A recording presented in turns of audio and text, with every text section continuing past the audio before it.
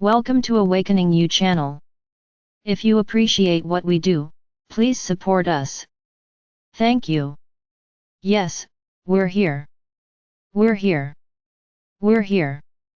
As many people are awakening to more triggering experiences, they are being open to more of the hidden agendas that have been disempowering humanity for a long time. Many people have been fooled because they have believed that what they have followed and what they have been led to believe will empower them.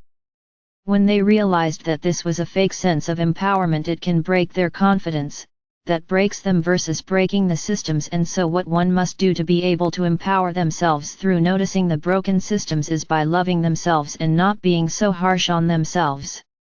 They are criticizing themselves for not seeing or not noticing, and even fighting other family members to continue on with the control and disinformation. This is why we need to remind you all to forgive each other's moments where you didn't know better, and to see the souls within the bodies and to love the bodies, because the bodies are going through hard times, because the conscious minds are also struggling with the hard times. There is much fear about financial stabilities, much fear over warfare, and we are saying all fear you should be allergic to by now. As you are aware that when you experience a new level of fear, a new demonstration of what you could be afraid of, every time you're presented with a new opportunity to gain and hold on to fear, this is an opportunity for you to assess it and revalue it, in terms of, is this truly what you're going to be experiencing? We know that some of the players who are wanting to promote fear know that they never actually need to do the thing, say threat. It is about you being afraid enough that it will manifest itself in terms of frequency. It will drop out your frequency, and so if you are high vibrational or low vibrational with your thoughts, it's all a choice. It doesn't even need to occur for you to go into fear and be impacted by the events that never eventuate. Notice how reactive you are, notice how you are jumping to conclusions that it has already happened. You do not realize that it doesn't actually happen, but you worry about it so much that it could happen that you are manifesting a lot of emotional hardships. This can be said about your fear of nuclear weapons, for example, and from our perspective, when you're afraid of death, you suddenly want to live.